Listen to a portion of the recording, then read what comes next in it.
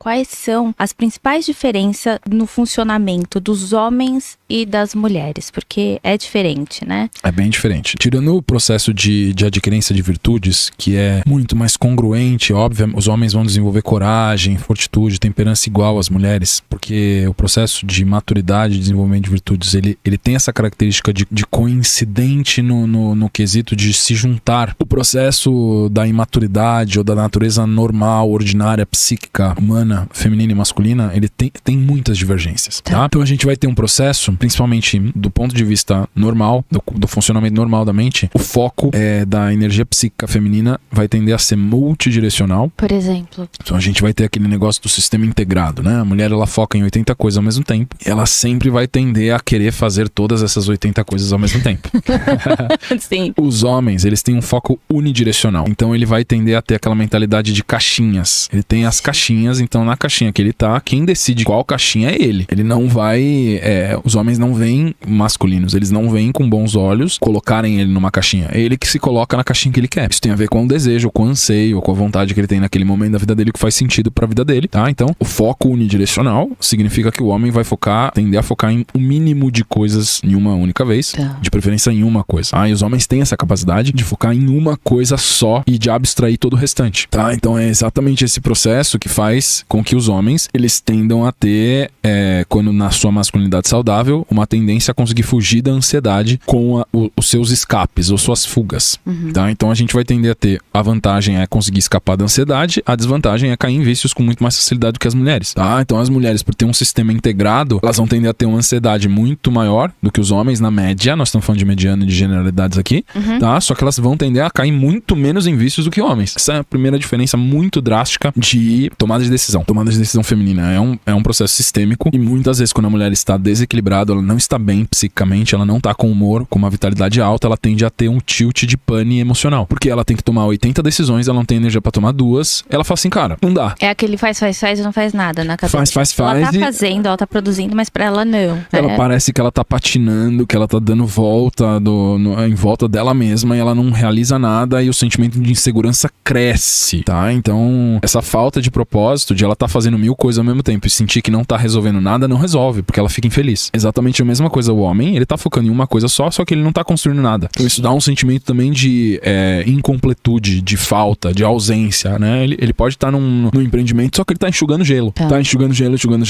No final, o que aconteceu? Acabou o gelo. Enxugou tudo e não tem nada. Esse é um elemento muito dispare e diferente nos níveis iniciais de maturidade masculina e feminina. Um segundo ponto que é muito diferente nos níveis iniciais de maturidade, por que eu falo nos níveis iniciais, Ju? Quando a gente começa a chegar na idade adulta madura do homem e da mulher, não neurótico, matriarca e patriarca, esses sistemas começam a ter uma convergência. O que significa isso? Uma mulher matriarca consegue agir, tomar decisões de maneira multidirecional? Consegue. E de maneira unidirecional? Também consegue. O patriarca consegue tomar de maneira unidirecional? Consegue. E de maneira multidirecional? Também consegue. Então você começa a conseguir falar a língua do outro e ganhar os poderes do outro e mitigar os riscos das desvantagens do seu sistema. Então, nos níveis iniciais, a gente tem um lado da moeda, mas não tem o outro, tá? Então, outra coisa, a motivação. A motivação da mente feminina no início da jornada é afeto. Esse é o drive motivacional principal, tá? E o drive motivacional principal da mente masculina é conquista. Então a gente tá falando de afeto e conquista. Esse é o drive motivacional da mente feminina, e da mente masculina é conquista. Entendendo que o drive motivacional é afeto e conquista, a gente entra no processo de pulsão de libido, que normalmente vira sexual, que é a libido feminina é ativada por segurança. Por isso que muitas pessoas e muitos homens também não entendem, por exemplo, como ativar a libido, por exemplo, da sua parceira, da sua esposa e tudo mais. Porque a segurança é uma coisa muito contextual e subjetiva. Então é sempre você descobrir qual é o elemento faltante. Exato. Quando você começa um relacionamento, o sistema afetivo relacional, ele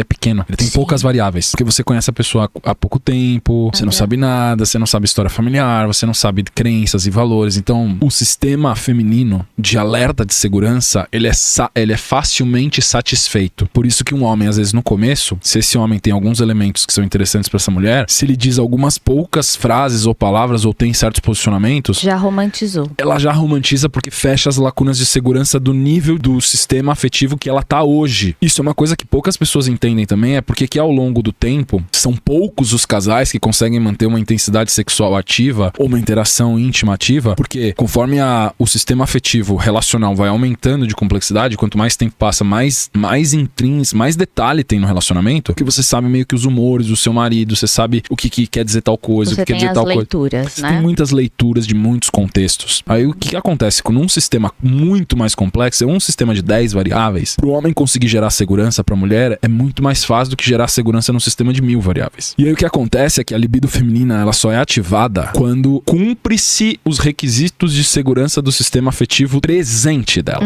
Então a gente pode ver um homem, quando ele tá saindo com uma mulher e cortejando ela, é muito mais fácil ele passar a impressão de que ele é fodão do que quando ele tem 10 anos de casamento com ela já conhece muito bem como esse homem é no bom e no ruim. A libido, a pulsão masculina de vitalidade, ela tem a ver com admiração, tá? Então a gente vai ter motivação, afeto, libido, segurança. Motivação, conquista, libido, admiração. O que faz o homem ter libido é se sentir admirado. Com isso, é uma outra chave mestra pra gente entender vários comportamentos masculinos que muitas mulheres também não compreendem. Quando o homem não se sente admirado, ele tende a se ejetar do relacionamento. Seja por uma maneira de posicionamento claro, explícito, tipo, eu não sou mais respeitado, eu não sinto que tem amor aqui mais, ou virou um amor maternal, eu não quero isso no meu casamento, né? Eu não sou um menininho, eu sou um homem, então não é o que eu quero. Ou ele simplesmente se sabota, faz uma besteira, trai ou faz qualquer coisa e desfaz aquele relacionamento que tinha um potencial de maturidade maior pra se relacionar com uma pessoa mais imatura que tá no nível dele.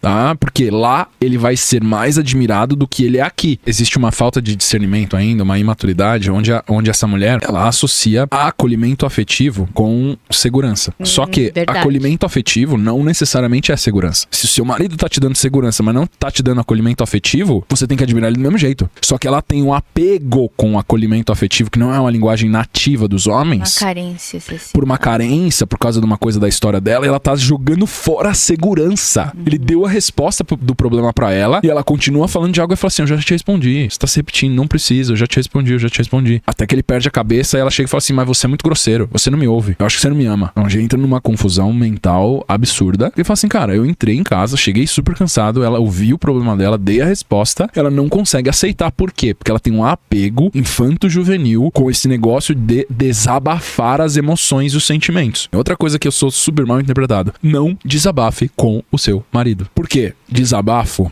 não é uma ação social que tem o fim de resolver. Desabafar é só pra você sentir alívio afetivo emocional. Não quer resolver o problema. Quantas vezes eu já vi uma pessoa assim, não, eu não tô reclamando, só tô desabafando. Eu só tô querendo falar. Tá, mas você não vai resolver o problema. O problema subjacente que gerou essa reclamação, que gerou essa necessidade de desabafar, continua lá. Só que isso é um desperdício de energia vital. Você tá pegando uma energia que Deus te deu hoje, você tá jogando numa coisa que é improdutiva, uma terra desértica. Isso é uma coisa que não faz o menor sentido pros homens e que faz muito sentido pra muitas mulheres. Isso é uma coisa que desconecta os homens de uma maneira. É aquele negócio que eu falo muito, que os maridos maduros, eles tendem a ouvir o conselho da esposa. Só que as esposas têm que ouvir os maridos também. Sim. Tá? Então, durante muito tempo, em etapas subsequentes do nosso relacionamento, eu aprendi a ouvir minha esposa muito, mas teve muitas vezes também, quando a gente tinha esses processos. Isso é normal de todos os casais, todos nós passamos por isso. Por isso que eu falo. Onde ela vinha falar um negócio, eu falo assim, você tá reclamando. Ela fala, não tô reclamando, só tô falando. Só tô desabafando. Você tá desabafando e reclamando.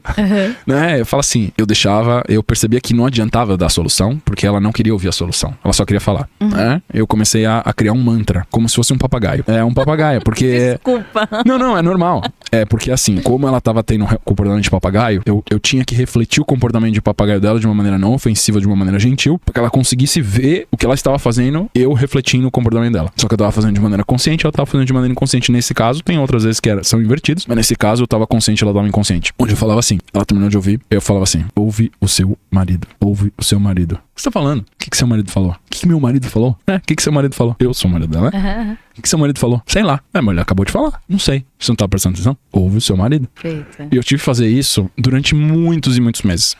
Até... Foi um processo de amadurecimento dela e você teve a paciência pra isso, né? A paciência, a amorosidade, a gentileza, porque é a mulher que eu amo. E eu falo assim, não importa quanto tempo, se eu ficar a vida inteira, tem que falar isso, eu vou falar a vida inteira. Só que não foi necessário a vida inteira, foi necessário só alguns meses. Então isso aqui teve uma hora que vira uma chave, a pessoa fala assim, por que eu não tô ouvindo?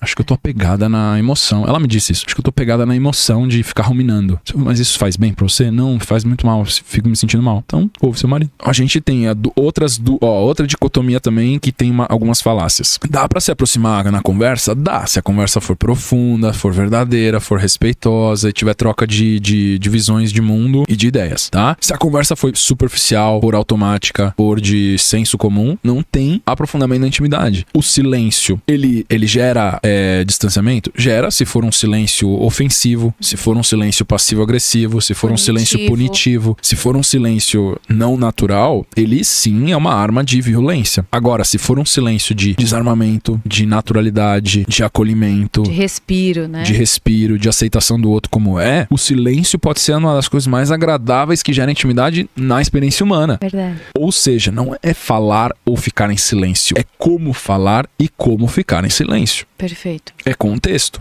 tá? Não é a ferramenta, não é o conteúdo, é o contexto sempre. Então, quando a gente tá falando de ativação, da motivação de afeto, de conquista, de segurança e de admiração, a gente vai fazer um episódio de comunicação também aqui, a gente tava falando assim com o Luke, que é meu sócio, que tem a ver aqui com a qualidade da comunicação, qualidade do diálogo, né? E dentro da qualidade do diálogo, esse é um processo que os homens demoram muito pra aprender, porque assim, às vezes ela só quer conversar, porque é um processo de terapêutico afetivo, quando ela coloca pra fora o assunto se resolve dentro dela. Se isso for verdade, a minha recomendação pros homens é ouçam suas esposas e fique em paz e fica sereno, não se perturbe com o problema que ela tá trazendo, porque nem ela tá se perturbando tanto com aquele problema, na verdade a exposição do problema é pra ela resolver o problema. Só que, quando ela começa a se perturbar mais na exposição do problema, aí tem um processo de intervenção a ser feito. Porque tem muitas mulheres e tem homens também que quando eles começam a expor o problema, eles começam a vivenciar de novo aquela dor, e o negócio começa a crescer, que é importante ter um processo de guia. Essa exposição toda que a gente tá fazendo dos estados de intranquilidade é um processo de vigília e de conscientização que é necessário para se chegar na tranquilidade. Porque se a gente não consegue ver esses padrões de falta de tranquilidade, eu não consigo chegar na tranquilidade. Exato. O processo, então, de alcance da imperturbabilidade, e a gente vai ter que passar pela tranquilidade, e o processo matriarcal passa por isso, é um processo muito profundo de devoção e rendição a Deus. A chave mestra do desenvolvimento da tranquilidade, aí olha a sinergia, a congruência dos assuntos, Ju. Nós estamos falando de trilhar o caminho da santidade, porque a ataráxia, a imperturbabilidade é uma qualidade santa, super avançada, super elevada, ao mesmo tempo que ela não tem uma correlação direta com o matrimônio. Ela é uma qualidade de serviço ao divino. Sim. A imperturbabilidade. Por quê? Porque quando você tem a capacidade de manifestar a imperturbabilidade por não, a via negativa, não se deixar perturbar. O que é imperturbabilidade? Eu não me permito perturbar. Isso significa que ela não é substancial, ela é a proteção contra a perturbação. Se eu consigo me proteger contra a perturbação, eu automaticamente me torno imperturbável. Eu me torno imperturbável, Deus consegue agir em mim com muito mais translucidez, com muito mais clareza, com muito mais conexão, com muito mais integração. E os dons de Deus que se manifestam através da Juliana, que se manifestam através do Lucas, que manifestam através de você, eles vão vir com muito mais potência. E quanto mais potência, maior a capacidade do ato frutificar. Com isso, a gente fala que o início da jornada da imperturbabilidade começa na tranquilidade. Tranquilidade se correlaciona diretamente com o matrimônio, principalmente para as mulheres, porque uma das coisas que os homens mais almejam num casamento é paz. Então a gente tá falando que a jornada começa com uma sinergia total com o estado matrimonial, só que ela termina sem conexão. Por isso que eu falo que o matrimônio é um veículo de avançado de desenvolvimento de espiritualidade. É um veículo de santificação. Porque você começa, a esposa tranquila é uma esposa altamente almejada pelos homens? Sem dúvida nenhuma. A mulher pacífica, que não perturba, que não reclama, que tá de bem com a vida, porque ela é devota de Deus, não é porque ela confia cegamente no marido e todas as cagadas que ele faz, é porque ela confia em Deus. Por isso que ela é pacífica. Não significa que ela vai negligenciar o que é errado. De maneira nenhuma. Só que ela não se perturba. Afetivamente, ela não gera perturbação. Porque ela entende também que a tranquilidade é um estado de poder muito superior do que um estado de raiva, do que um estado de frustração, do que um estado de amedrontamento. Ela sabe que quando ela tá tranquila, ela consegue ver as respostas com muito mais clareza de quando ela não está. O que acontece com a mulher que tá intranquila, que tá perturbada, é que ela se desconecta de Deus, então ela perde a conexão com a fonte da verdade. Quando ela tá tranquila, ela sente que Deus a guia. Então mesmo que ela esteja no vale da sombra da morte, ela não teme mal algum, porque ela sabe que Deus tá com ela. Então a tranquilidade começa num estado devocional de você confiar só em Deus. Nada mais. Acima de todas as coisas. As coisas, elas se alinham quando você coloca Deus acima de todas as coisas. Inclusive o marido, o matrimônio. Ela coloca Deus acima dela também. Porque se ela colocar ela acima de Deus, ferrou toda a hierarquia de prioridades. Como que a gente consegue, no caminho da matriarca, aplicar uma atividade, alguma rotina que deixe ela tranquila? A mulher, na hora que ela levanta de manhã, abre o olho, faz uma oração devocional de gratidão. Deus, obrigado por mais um dia de vida. Ela inicia um processo de rotina de autocuidado dela, pra ela se cuidar, pra ela cuidar das pessoas que são dependentes dela também.